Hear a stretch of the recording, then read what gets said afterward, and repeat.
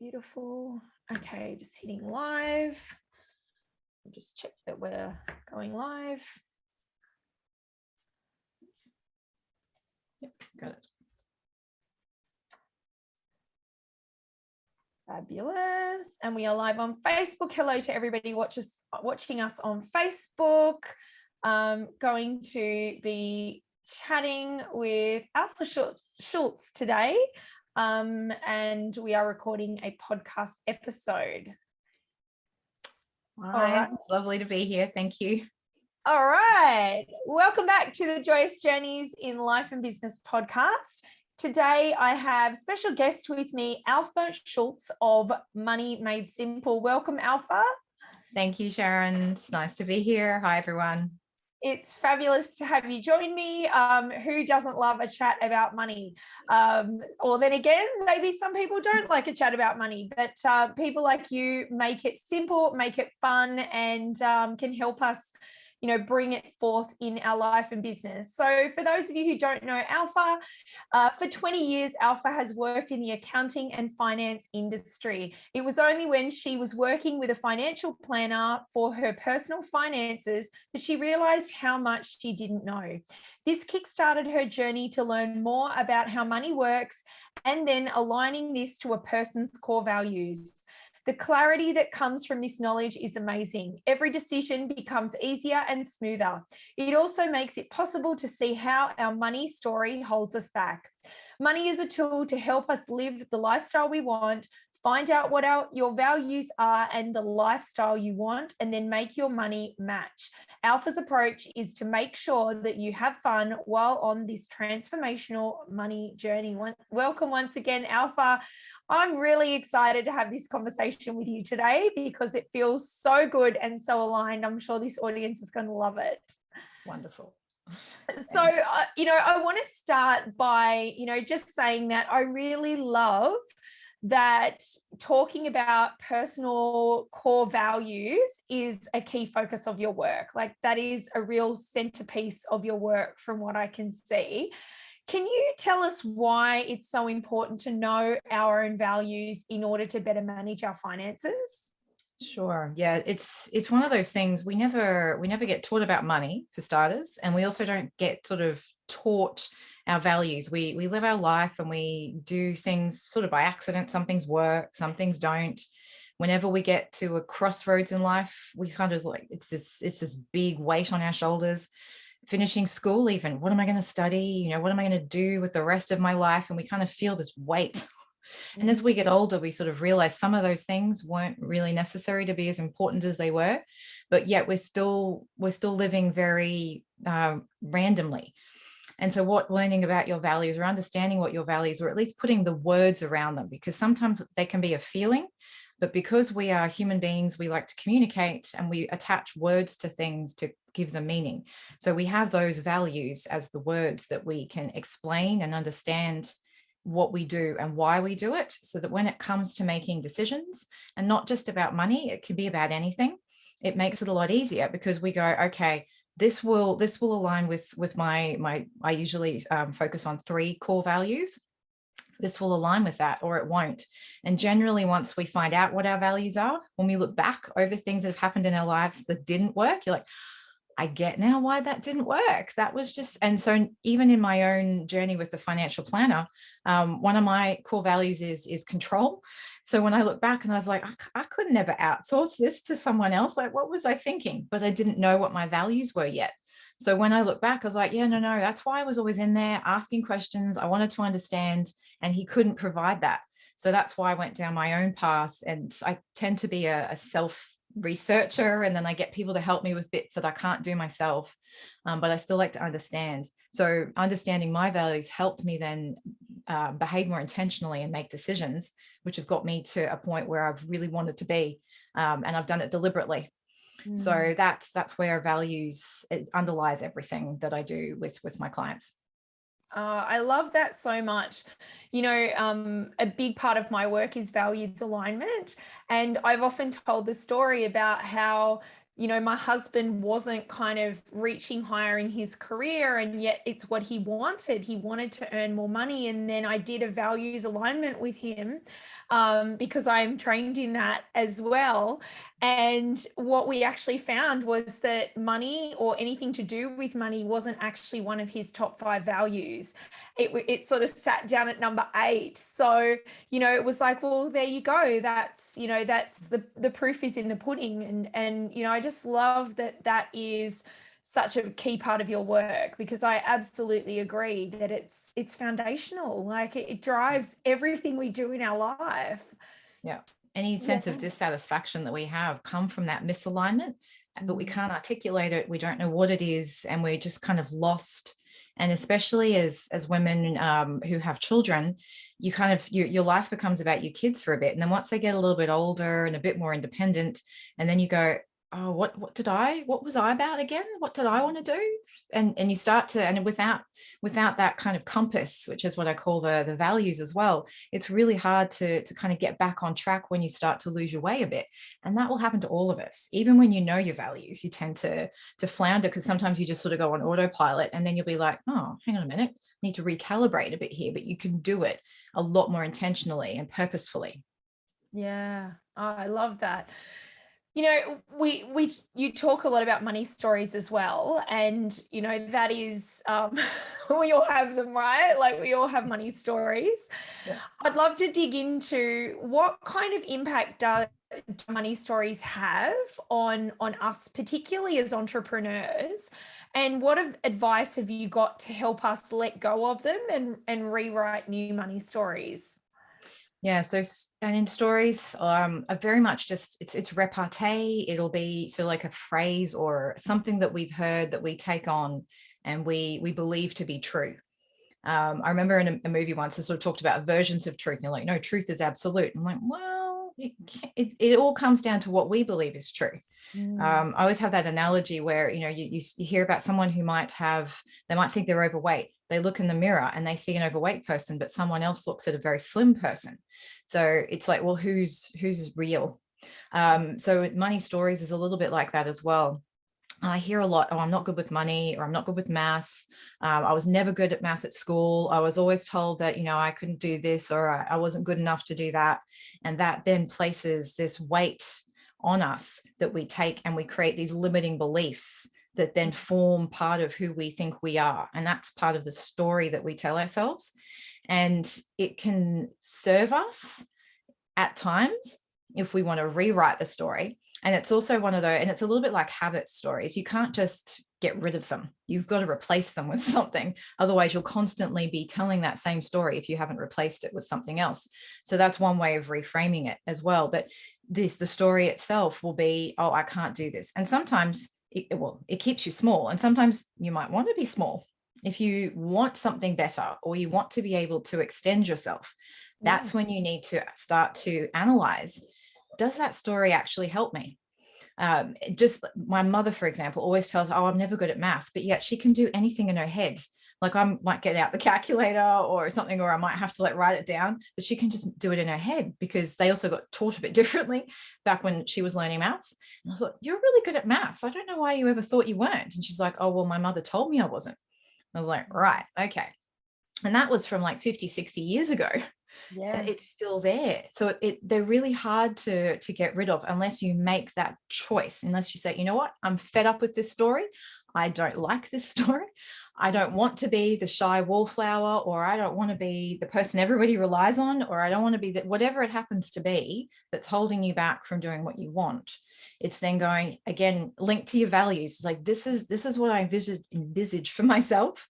And this is the story I need to tell myself to help me get there. And I'm going to make it true. If it isn't right now, I will make it true.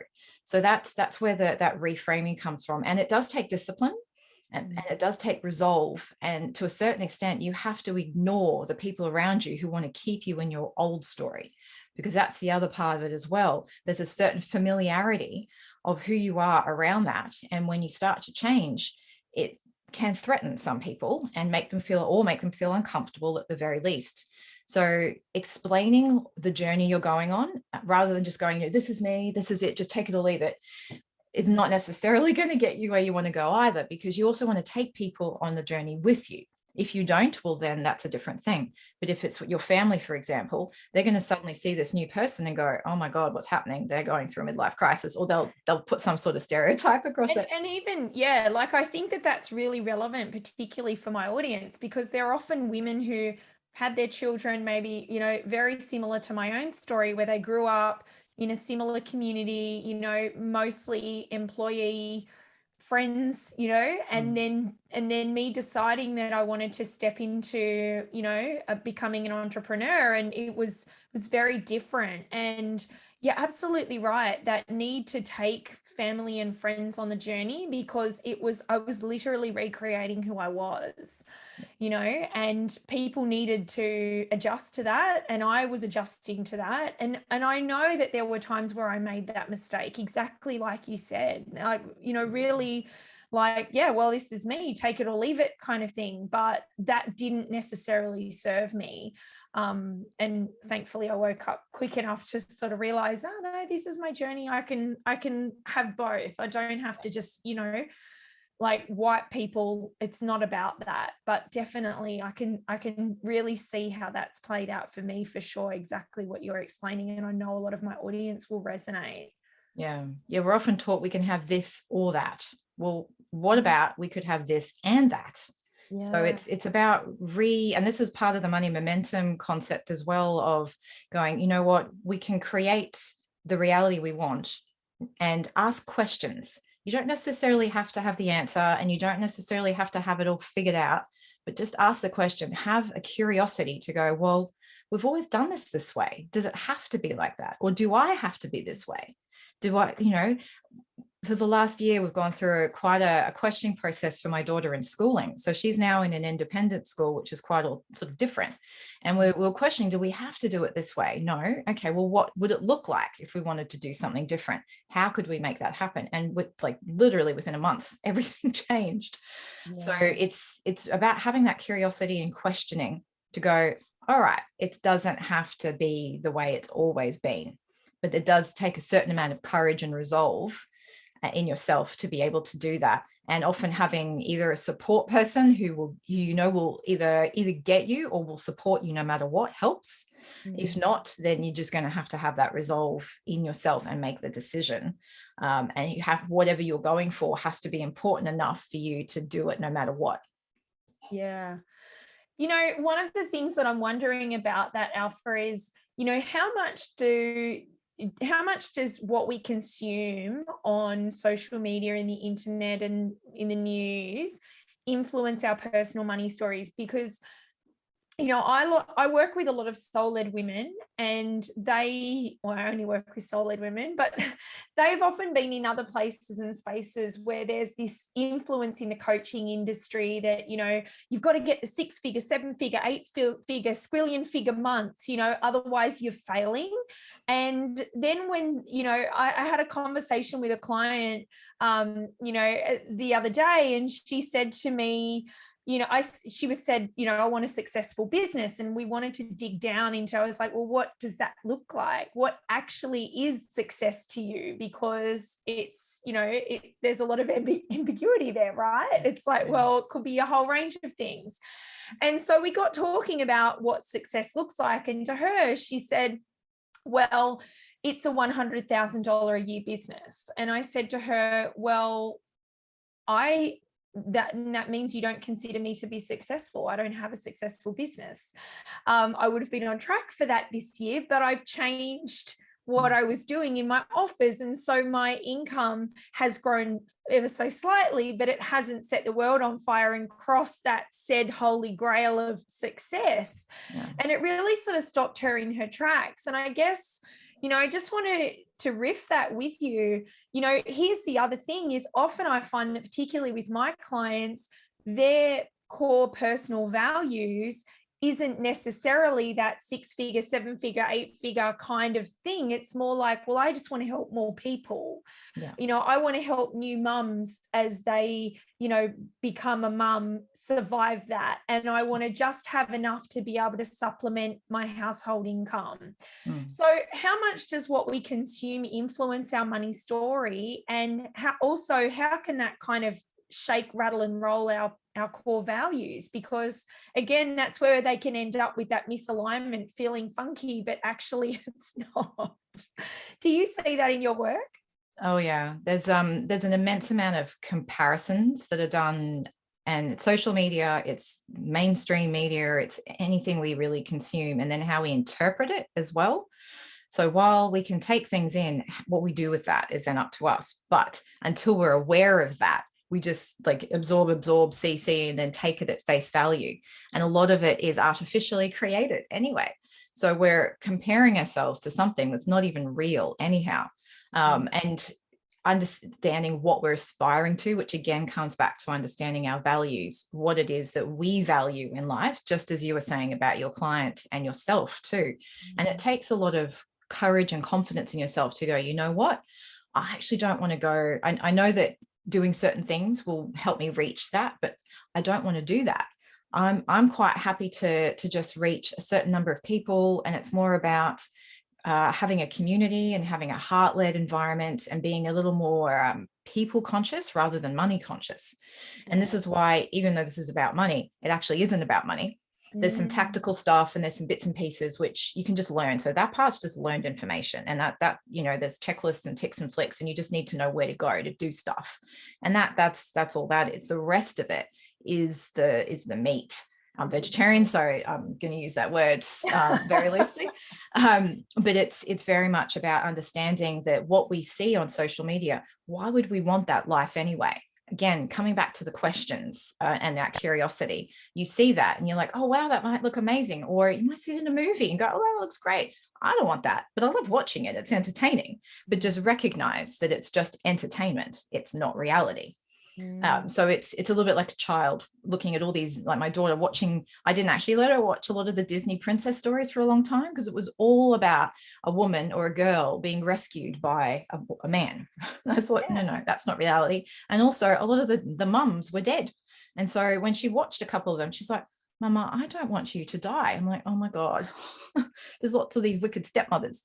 So we watch these things as children and we just get used to doing that. So unless we actually take a break and go, this is just entertainment, it's art, it's not there for real consumption, then we see things differently.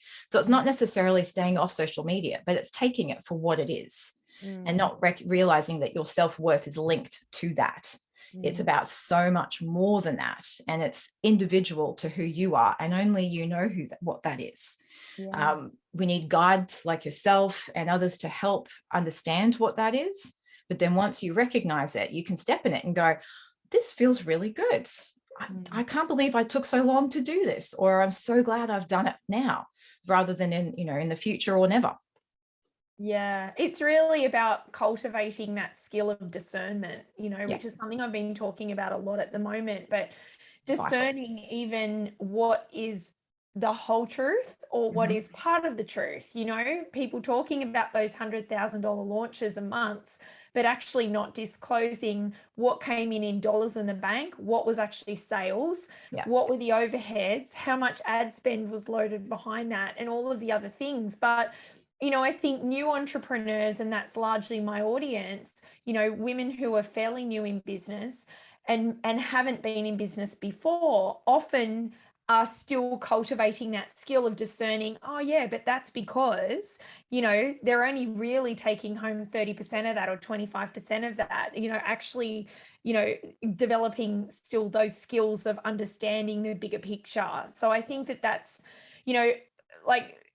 just a word of caution, I guess, is to really be aware that don't let that form your money story, because it's not healthy. No, and as business owners, you do need to know your numbers.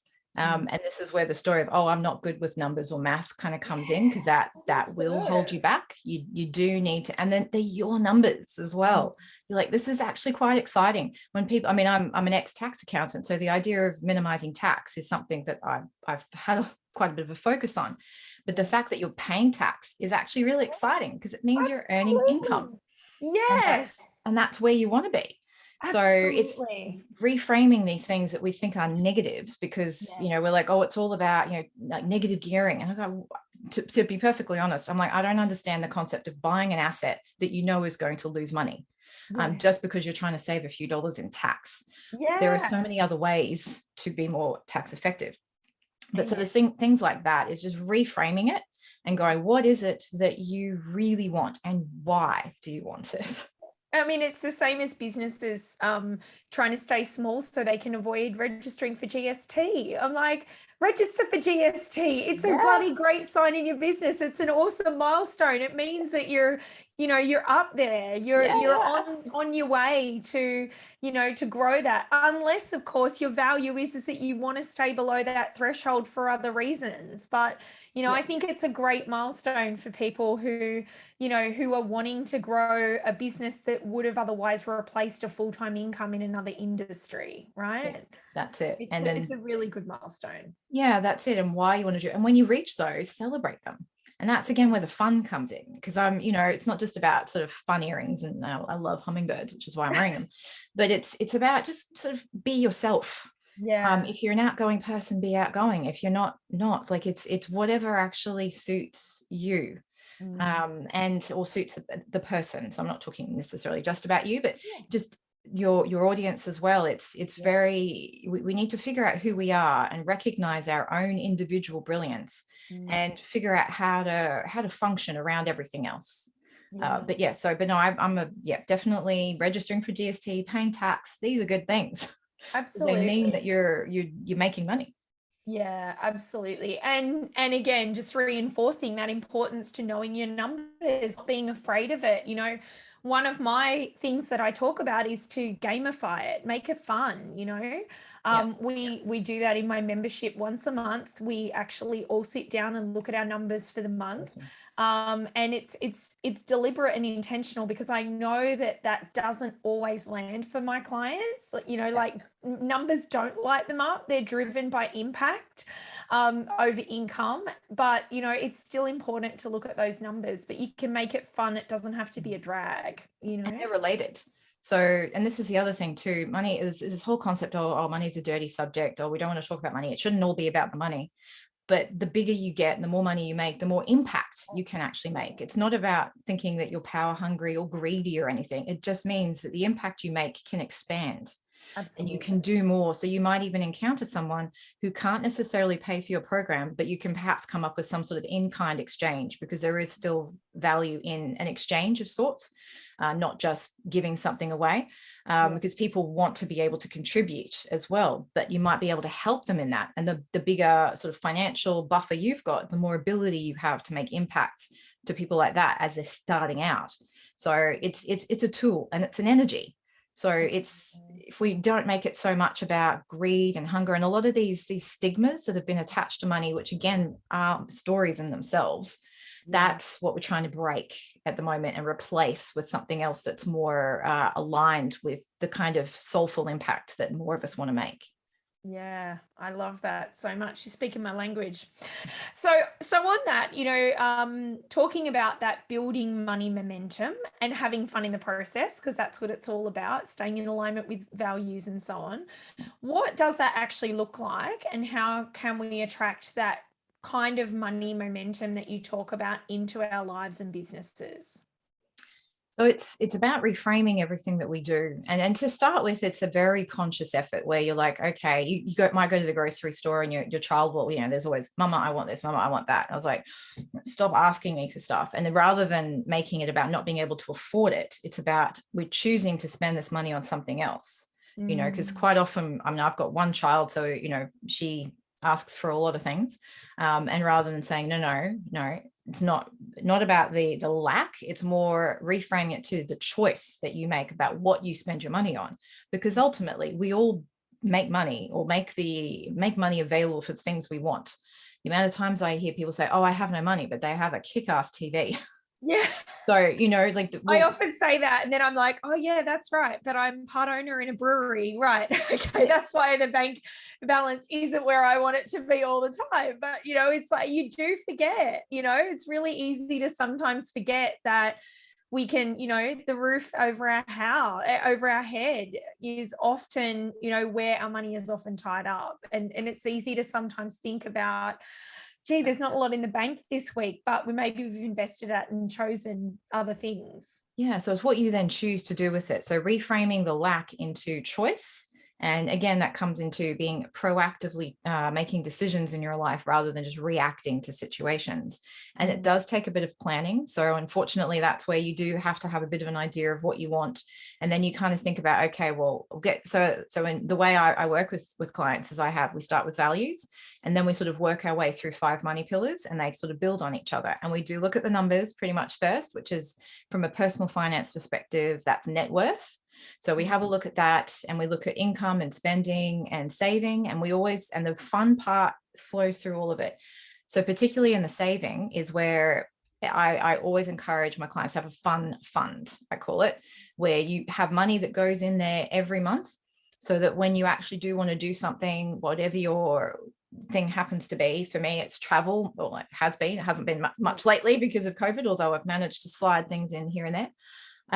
So that when I do go away, I don't feel guilty at all, because that money's sitting there and it's designed for that, so that you can enjoy fun and really, really relish it without going, oh crap, the credit card bill is going to hit in, 55 days or whatever. And then it's not going to feel fun anymore. And then you kind of start to resent your fun times because of the feeling they give you later.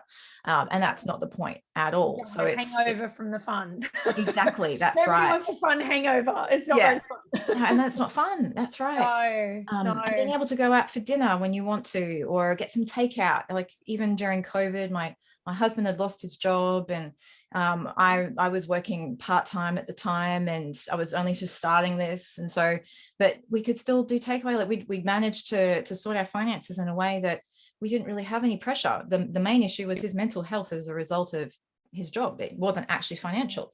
So the whole concept is to try and make money almost irrelevant, that everything else it's just a tool that supports everything.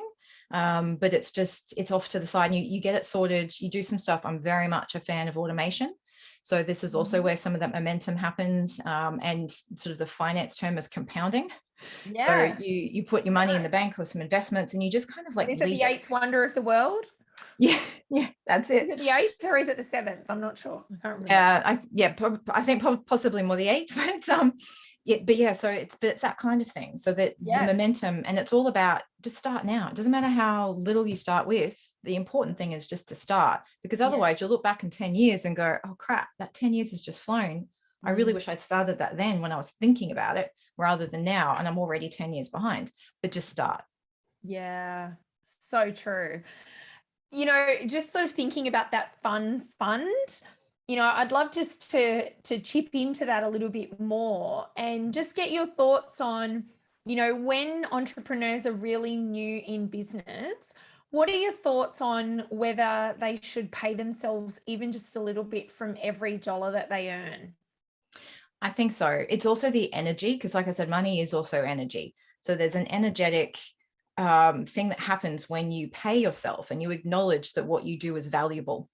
So again, money is the tool that we do tend to measure tangible value, not human value. And at the moment that gets confused.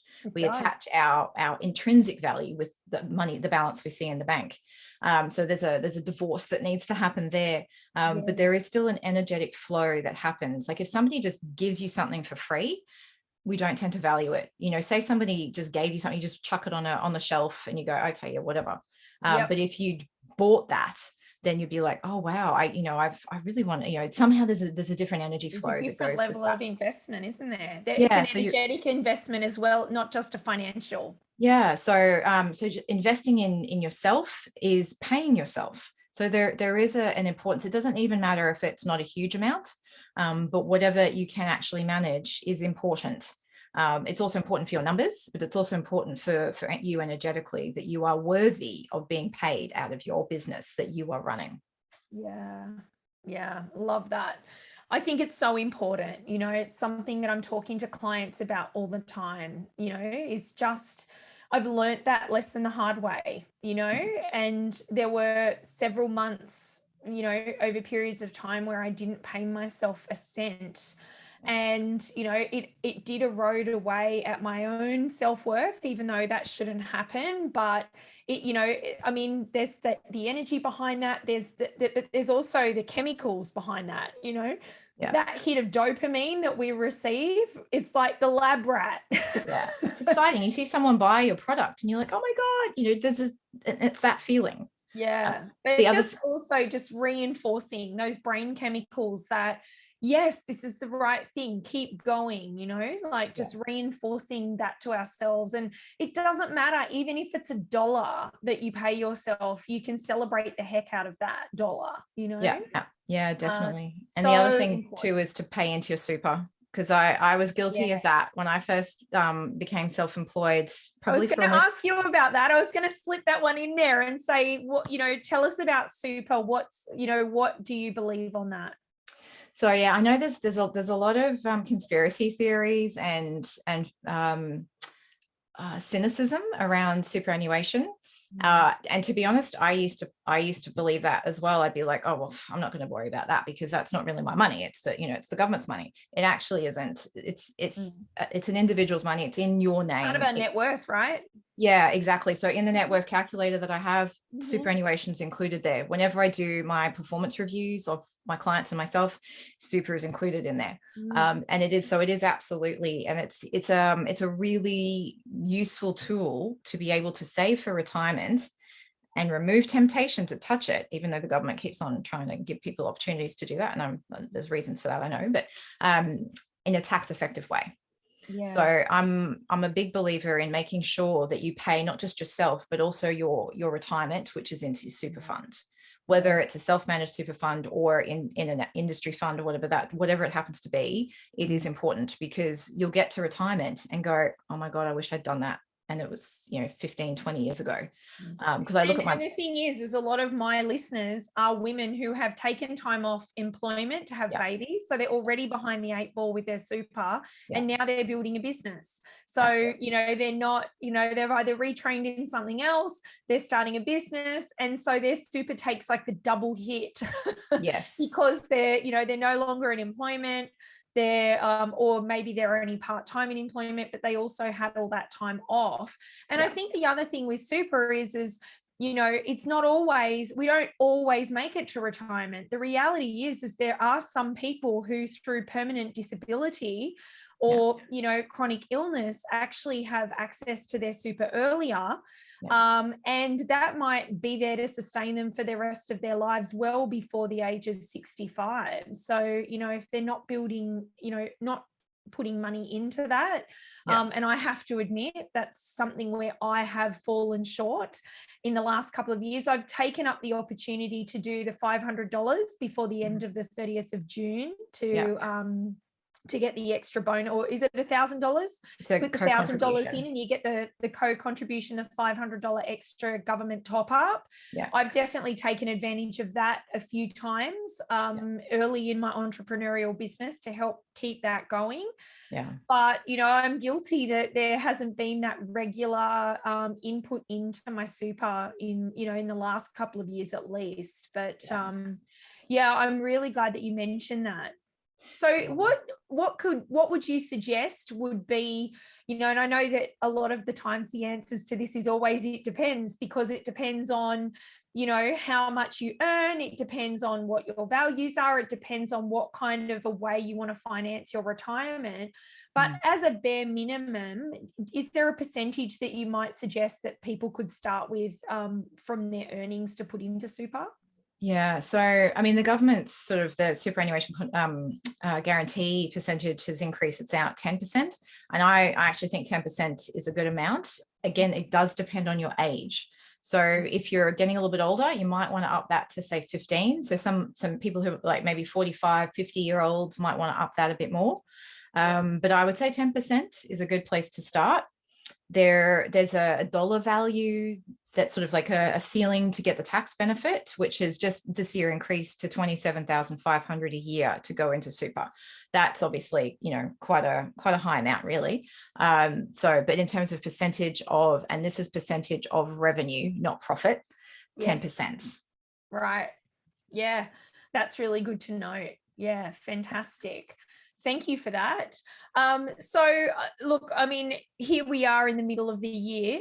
Hot tips for the new financial year? I would say be intentional with what you're actually planning to do in terms of business growth, and keep your records. So definitely keep your records together. And if you're planning sort of larger purchases, like if you need a new laptop, or you need to buy some more gear, or depending on what your business is, you might have a tool that's specific to what you need. I would definitely make sure that if you need to get that, you can get that any time of the year, whenever you need it anyway.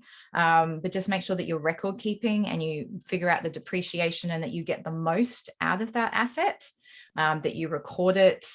I would say I would recommend registering for GST, because it's not just about having to collect it from people and on pay it, but you can also, anything that you purchase, you can claim back the GST, and it's cash back.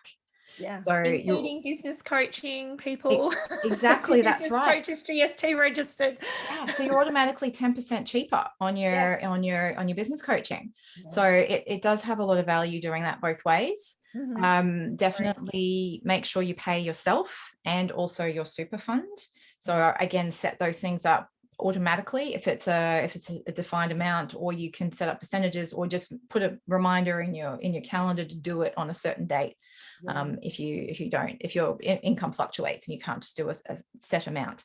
And just on that too, Alpha, we've recently discovered that by setting that up as a regular payment into your, say, personal banking, like as almost like an unofficial wage to pay yourself. There are some lenders, if you're looking at, refinancing a mortgage or perhaps taking out a loan, there are some lenders that will actually allow that to be considered as wages.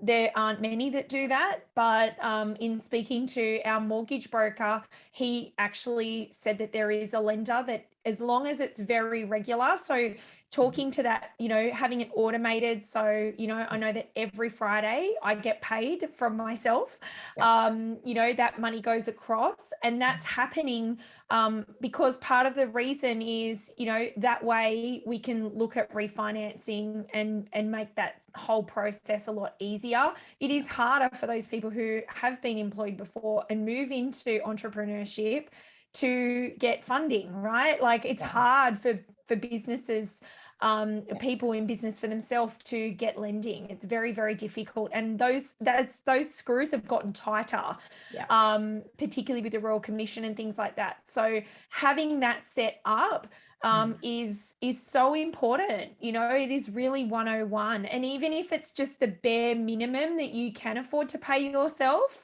and then, you can top up more than that, but it just shows and demonstrates to a lender that you are paying yourself every week consistently, and they'll take that seriously. Yes. And it shows it's a business rather than a hobby, which is important. Amen. Yeah. So just looking at your numbers, right? Being across your numbers is the difference between a business and a hobby, prioritizing profit. And even the structure that you have as well, making sure it's fit for purpose. I had a client years ago, and an accountant had recommended a corporate trust for her business. And in terms of the amount that she was even ever likely to earn, that was a very expensive, complex structure.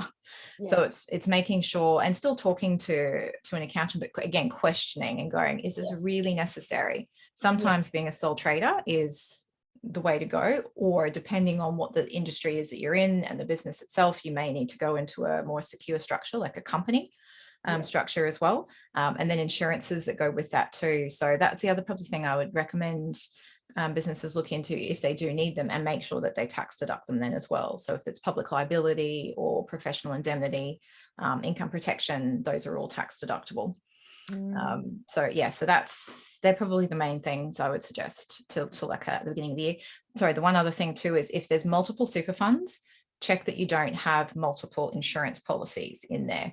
Yeah, because that's a great point. if we've been around for a while, and nowadays it's an opt-in situation, so you don't automatically get insurance. So also a good thing to check that you have it if you want it.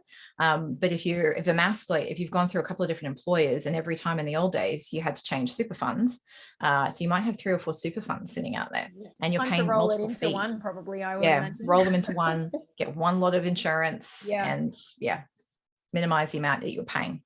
Definitely. We did that a few years ago, and it was, I was previously employed by the state government, but we actually found a better super fund for me. So we moved everything out of there. And we're really happy with where we are now. So there's some really great tips. And even business structure is one of the things I talk about. It's really important that people do talk to their accountant and get that advice, also their legal team, and someone like yourself. Like that's all part of it. I started in business as a sole trader. We do have a trust structure, a family trust, and we're glad that we do, but we do have quite a complex business, I guess you could say. I mean, my, Sharon Joy Coaching is one small part of a bigger wheel that turns. And I think that, down the track, and I'm sure, Alpha, that you would speak to this as well, is that, if people have aspirations to perhaps have other types of investments, be they property, shares, self-managed super funds and situations, sometimes having, trust structures can be better, maybe not, just depends. Everybody's circumstances are different. There's not a one size fits all. No, and this is where you do need personalized advice in that regard. But trust structures can help. Again, it depends on, there's a lot of blended families out there nowadays, so trust can help in that regard. But it has to be super duper clear what the clauses are in that. But anyway, that's asset protection. But then there's also estate planning, which is another aspect where you can get testamentary trusts. But at the very least, I would very strongly urge everyone to have a valid will and an enduring power of attorney. So that's another thing. I know they're one of those things like, I don't want to think about it. It's too unpleasant. Have to do it. 101. You do it once, well, more or less. When you get married, wills become invalid, so you have to redo them. But at least once it's done then, and you can structure it in a way, you get a lawyer to do it, not just a will kit that puts it in place that says, if once you have children, this is what will change, because that also changes how you want things to be divided up. But then you don't have to think about it again, unless something dramatic changes in your life. Yeah, absolutely. And enduring guardian as well is another one that I truly believe in.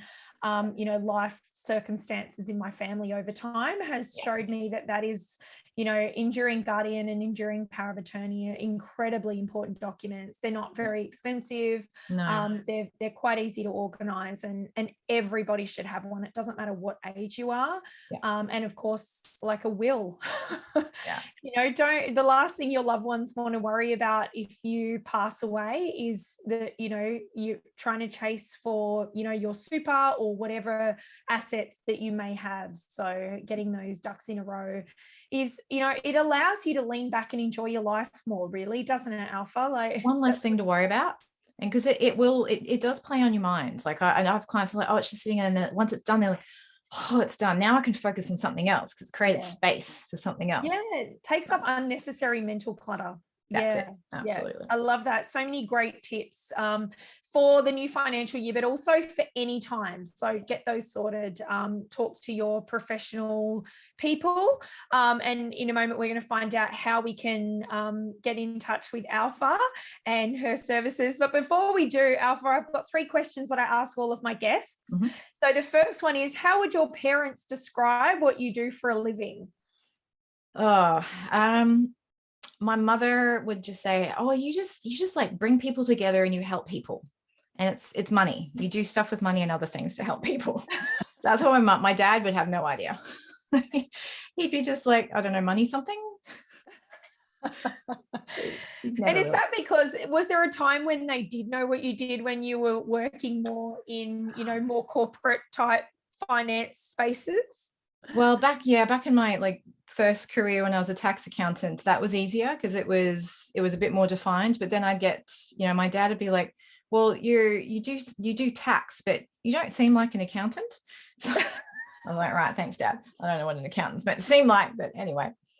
So yeah, it probably was more clear then because it fit within a box that people understood. Yeah. Now it's sort of more in the coaching line, and of course my father is nearly 80, so he doesn't understand that world at all. No. So he No. just is like, "Are you happy?" I'm like, "Yeah." And he's like, "Oh, okay." And that's pretty much it. Love it. Alpha, what has been the most joyous part of your life and business journey to date? Oh, so many. I mean, yeah, one bigger joy part was having my daughter. But in terms of the business that I have, I love watching people get confidence, and they end up flying. Some relationships do end. Some relationships are reborn as a result, and that's amazing. And just watching, I suppose, just the coming back to life of people rather than just going, "Oh, life's a trudge." They don't see any way out of their financial hole, the debt or whatever. And then they start to see it and they're like, "Oh my God, I can do this." And then one of my favorites was when I had a client who emailed me, and she's like, because she works for a nonprofit. And she's like, "Oh, we were all told there's no money in the budget this year for pay rises." And then probably about a month into our coaching, she emailed me. She's like, "You won't believe this, but I just got a pay rise. Like, I didn't even have to ask for it. I just got it." And I'm going, "Yeah, because now the universe knows that you'll know what to do with it. So you've created the space for more abundance." And that just set her off and flying. It gave her so much more confidence so that she, like, there was trust or faith in her. And even just having me have faith in her that she could do it was enough to help her progress. And that is just, I love that. And when I don't hear from people much anymore, I'm like, they don't need me anymore. At first I was just like, "Oh, they're ignoring me." And then I realized they actually don't really need me anymore. And that's exactly where I want to be. I want people to be empowered so that they actually, I love to stay in touch and hear what people are doing and have that community, but I love that they don't need me anymore. Yeah, there's not a crutch. Yeah. Yeah. Yeah, and I love that idea of, I see that really the masculine and the feminine with that client that you were describing, that sort of like that hanging on by the skin of your teeth, like the coming from the place of force, force, force. I want the pay rise. I want the pay rise. But when, we make space and lean back, there's that sense of openness and, that openness to receive, being open to receive, being open and that allowing that spaciousness for new things to drop in. I just love that. It is. I love that. And, like experience has told me that happens every single time, when I catch myself, the money doesn't feel like it's coming in. And then I'm like, "Oh, where am I holding on?" And then I find where I'm holding on and then I let go. And all of a sudden an email will be in my inbox. "Hey, Sharon, would you like this opportunity? Hey, how about we do this? Hey, new clients dropping in." It's definitely, there's definitely something there. And I think having that, that order into the universe that, "Hey, I've made space here. I'm letting go." Yeah. Ready to receive. That's so it. beautiful. Love it. And Alpha, lastly, where can listeners find and follow you and also, work with you as well? Okay. I have everything's on my website, which is www.money-madesimple.com.au. I'm on social media, so Instagram is Alpha Money Made Simple, and on Facebook it's MMS Money Made Simple. And the things I offer, I have a program. I'm actually in the process of redoing it at the moment. So I have, in the meantime, just a low cost product which kind of consolidates a lot of what the program does and has some checklists. So it's called Focused Finance for Busy Women, and it's very short and sharp. It's designed to help you get quick wins. The program includes some coaching time, community, and that I'll be reigniting again in probably about a month or two. So I do have a wait list on my website for that, for anyone who's interested. Fabulous. jump on over and follow Alpha. And if you're listening, driving, cleaning, walking, whatever you're doing right now, those details will be in the show notes. So make sure that you double back and grab those details, jump on over and follow Alpha. Her work is definitely aligned to the work that I do. It speaks so strongly to me, all of the things that we've chatted about today. And thank you so much for your time. It's been so great to have you. Oh, it's been really lovely chatting with you, Sharon. I'm very excited to see how you're going as well, and progressing and expanding that impact. It's wonderful. Thanks, Alpha. Thanks for joining me today. Thank you.